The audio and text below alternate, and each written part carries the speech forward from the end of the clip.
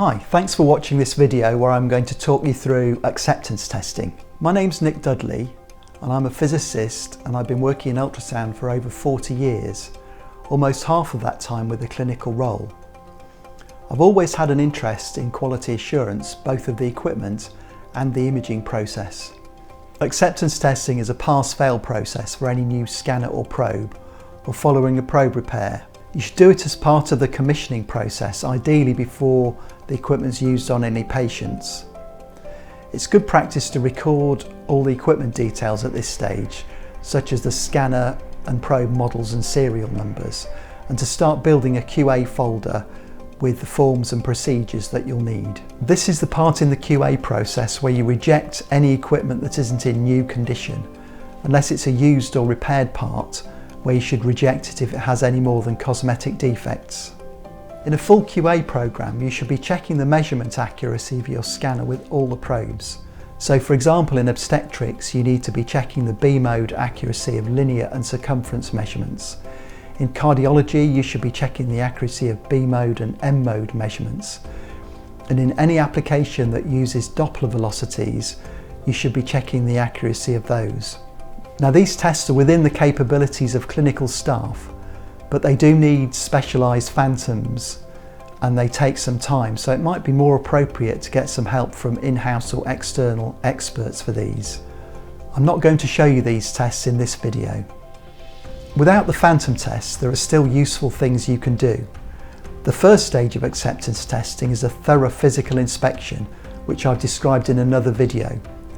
If any part of the equipment has a physical defect, you should ask the supplier to remedy it. And if there's anything that's unsafe, you shouldn't use it on patients. Once you're happy with the physical condition of the equipment, you can start looking at function. While you're doing the testing, note any controls that don't work as expected and save any images that might be useful to refer to later. Before looking at image uniformity, it's important to check that the monitor's set up correctly. Remember that scanning is going to be done in a dimly lit room with no light reflections or distractions, so the monitor should be set up under the same sort of conditions. If the scanner is going to be used in an area where you can't control the lighting, like ED or theatres, then you need to set it up as best as possible for those conditions. The monitor brightness and contrast have probably been set up before shipping. You can check by looking at the grayscale bar on the monitor. If you turn the brightness up slightly, you can see if any of the darker bands were missing at the bottom end, and then turn the brightness down again to just see the last band with a black background. At the white end of the scale, you should be able to see the transition between the top two bands. If you can't, maybe you need to adjust the contrast a little bit until you can. Some QA guidelines include an assessment or measurement of acoustic output. It's been shown that TI and MI can be out, but by less than a factor of 2, and this is accounted for in safety guidelines. What I've found useful is to have a look at the TI and MI displayed for typical clinical settings and make sure that these are within guidelines. Also, it's good practice not to have output set to maximum. It can be quite possible to get a good image with 50% output rather than 100%. The next task is to look at the uniformity of the in-air reverberation. The process is different for linear, curvilinear probes and phased arrays, so there are separate videos for each of those. Here I'm going to show you the test for phased arrays. This is a fairly simple test again, but setup is very important as clinical settings can mask faults.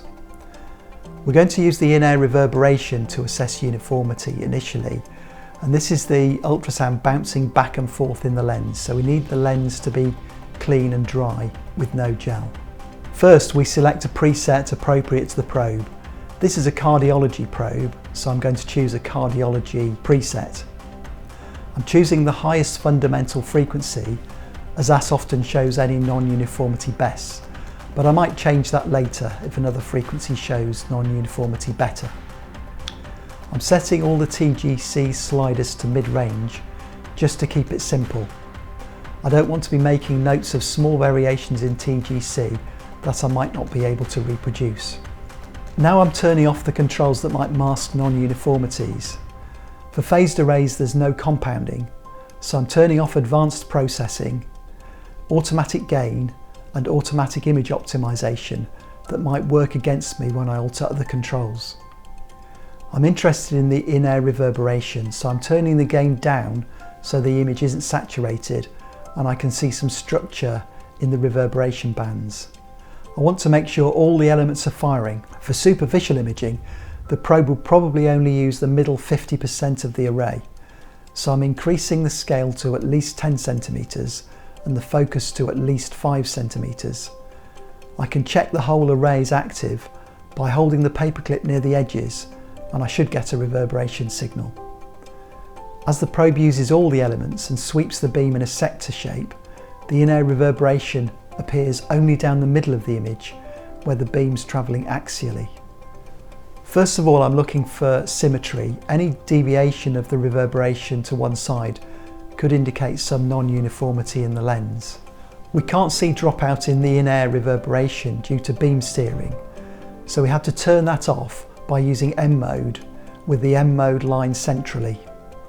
Now we can look for any dead elements using a paperclip or a test tool like this. If the tool's placed across the array, because it has a narrow edge, it's in contact with a very small area that could be as small as a single element. The ultrasound reverberates in the tool, giving us a comet tail appearance, which dims or disappears as it crosses a dead element.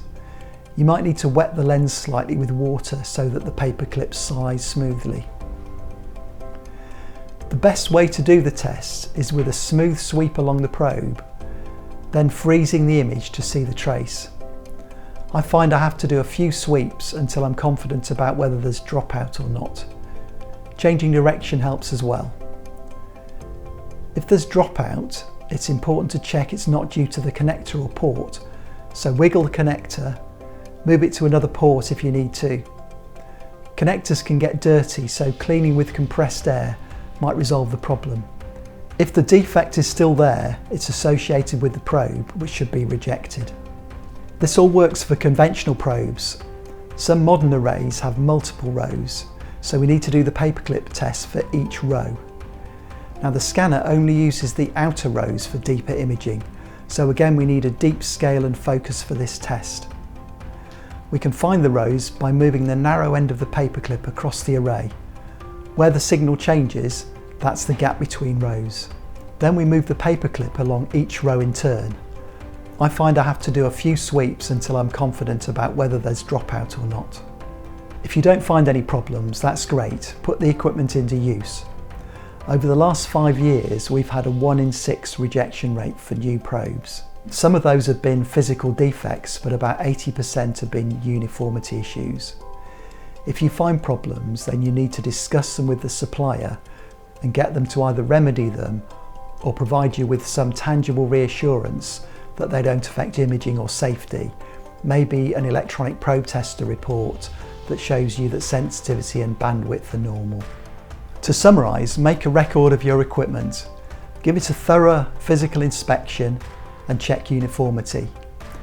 If you have the resources, check measurement accuracy. Otherwise, you should try to add this to your QA program at a later date if you can. Discuss any issues with the supplier and don't accept any equipment that isn't safe.